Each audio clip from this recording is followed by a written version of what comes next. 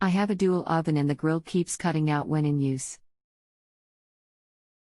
When it happens, after switching it off and allowing it to cool, you can use the grill again.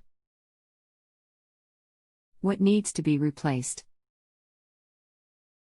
Thank you. Hi, can you post the make and model number please? Regards. ID 11004M. Hi, okay, if you turn the grill on in the top oven, do you feel any air coming out from the top of the grill door? Regards. No. Hi, okay, it's probably a fault with the cooling fan on the top.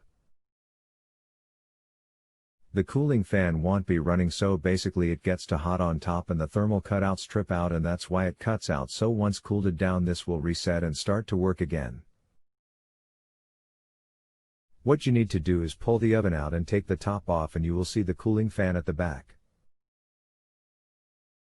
Check to see if this is stiff to turn. If so, then it will need to be replaced. But from the sounds of this, the fault will be with the cooling fan. So check it out and see what you find. Regards. Thank you for this advice. I know we'll be delighted to see him attempt to take the oven apart. Smile.